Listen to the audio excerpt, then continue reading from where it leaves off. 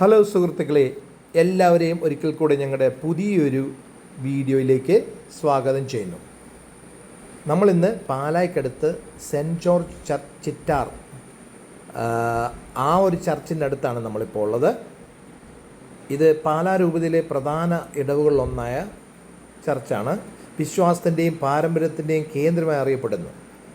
1886 സ്ഥാപിതമായ ഈ ദേവാലയം വിശുദ്ധ ജോർജീസിനെ മധ്യസ്ഥനാക്കി സമർപ്പിച്ചതാണ്. കാലക്രമേണ പ്രദേശത്തെ ക്രൈസ്തവ സമൂഹത്തിൻ്റെ ആത്മീയ വളർച്ചയിൽ ഈ പള്ളി നിർണായക പങ്ക് വഹിച്ചിട്ടുണ്ട്. ഇന്ന് ചിറ്റാർ സെൻറ്റ് ജോർജ് പള്ളി വിശ്വാസത്തിൻ്റെ ഒരു പ്രകാശ സ്തംഭമായി നിലകൊള്ളുന്നു. തലമുറകളിലൂടെ കൈമാറിയ വിശ്വാസ പാരമ്പര്യം സംരക്ഷിച്ചുകൊണ്ട് സമൂഹത്തിന് ആത്മീയ ശക്തിയും പ്രത്യാശയും പകരുന്ന ഒരു കേന്ദ്രമായി ഇത് തുടരുന്നു.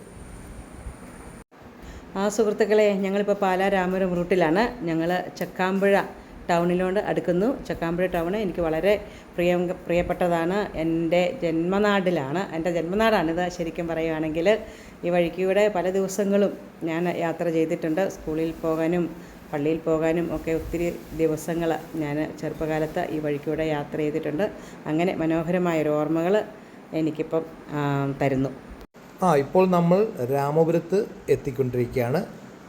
രാമപുരത്തെ ആദ്യം പ്രധാനമായ നമ്മുടെ ഒരു ചർച്ചാണ് അവിടെ. കോട്ടയം ജില്ലയിലെ രാമപുരത്ത് സ്ഥിതി ചെയ്യുന്ന സെയിൻറ്റ് അഗസ്റ്റീൻസ് ഫൊറോന ചർച്ച്.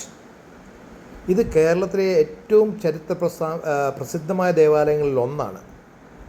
1450 സ്ഥാപിതമായ ഈ പള്ളി നൂറ്റാണ്ടുകളായി വിശ്വാസത്തിൻ്റെ പ്രകാശമായി നിലകൊള്ളുന്നു.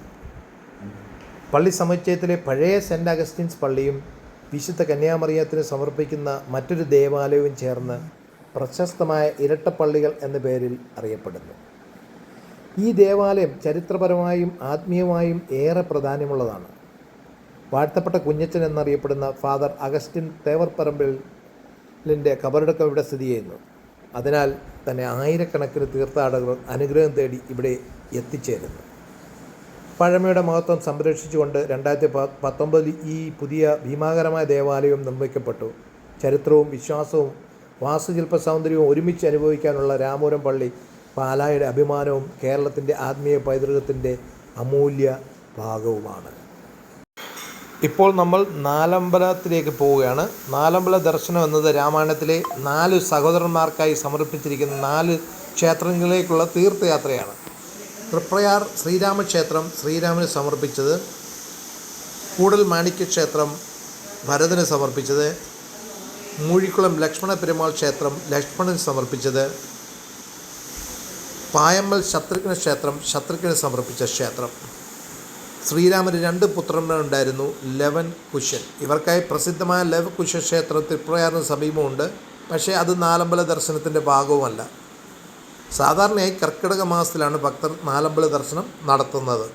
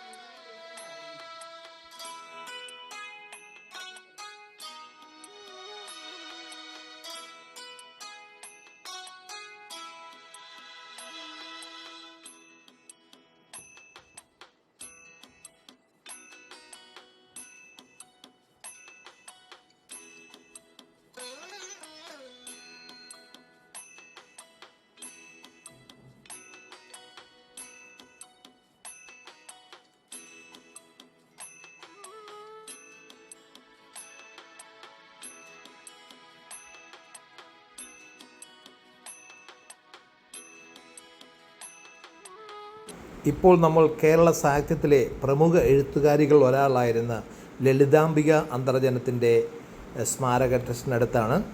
1909 ജനിച്ച അവർ സ്ത്രീകളുടെ ജീവിതവും സമൂഹത്തിലെ അസമത്വങ്ങളിൽ ശക്തമായി അവതരിപ്പിച്ച എഴുത്തുകാരിയുമായിരുന്നു. അഗ്നിസാക്ഷി എന്ന നോവലിലൂടെ അവർ മലയാള സാഹിത്യത്തിൽ അനശ്വര സ്ഥാനം നേടി. നമ്പൂതിരി സ്ത്രീകളുടെ ജീവിതാനുഭവങ്ങളും സാമൂഹിക മാറ്റങ്ങളുടെ ആവശ്യകതയും അവരുടെ കൃതികളിൽ വ്യക്തമായി പ്രതിഫലിച്ചിരുന്നു. സാഹിത്യത്തിലൂടെ സമൂഹ നവോത്ഥാനത്തിൻ്റെ സന്ദേശം പകർന്ന ലളിതാംബിക അന്തർജനം ഇന്നും മലയാളികളുടെ പ്രചോദനമാണ്. അതുപോലെ തന്നെ നമ്മൾ ഓർക്കേണ്ട ഒരു വ്യക്തിയായിരുന്നു രാമപുരത്ത് വാര്യർ. 18-ാം നൂറ്റാണ്ടിൽ ജീവിച്ചിരുന്ന മലയാള കവിയായിരുന്നു. വഞ്ചിപ്പാട്ടെന്ന കാവ്യരൂപത്തിൻ്റെ പ്രഥമ പ്രചാരകരിൽ ഒരാളായി അദ്ദേഹം കണക്കാക്കപ്പെടുന്നു. അദ്ദേഹത്തിൻ്റെ കുചേലവൃത്തം, വഞ്ചിപ്പാട്ട് ഇന്ന് മലയാള സാഹിത്യത്തിലെ ക്ലാസിക് കൃതിയായി പരിഗണിക്കപ്പെടുന്നു. കൂട്ടുകാരെ, ഞങ്ങളുടെ ഇന്നത്തെ യാത്ര ഇതോടുകൂടി ഇവിടെ അവസാനിക്കുകയാണ്. ഞങ്ങൾക്ക് നല്ല വിശപ്പുണ്ട്. അതുകൊണ്ട് വീട്ടിലേക്ക് തിരിച്ചു വന്ന് ചെറിയൊരു കുക്കിങ്ങിലേക്ക് കയറുകയാണ്. ഇന്നത്തെ വിഭവം ഞങ്ങൾ ഉണ്ടാക്കുന്നത് ഈന്തങ്ങ പുഴുക്കാണ്. അതുപോലെ തന്നെ അതിന് ചേരുവകയായിട്ട് മുരിങ്ങയില തോരനും. അപ്പം മുരിങ്ങയില തോരനും ഈന്തങ്ങ പുഴുക്കും ഞങ്ങളിപ്പോൾ ഉണ്ടാക്കുന്നു. നിങ്ങളെ അത് ഞങ്ങൾ പെട്ടെന്ന് കാണിച്ചു തരാം. അപ്പോൾ അടുത്ത വീഡിയോ വരുന്നോടം വരെ thank you very much. See you soon. By.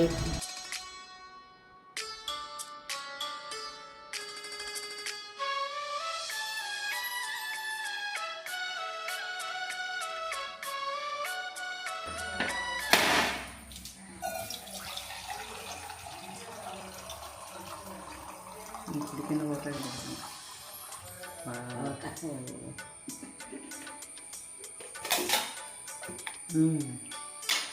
Super, അടിപൊളി.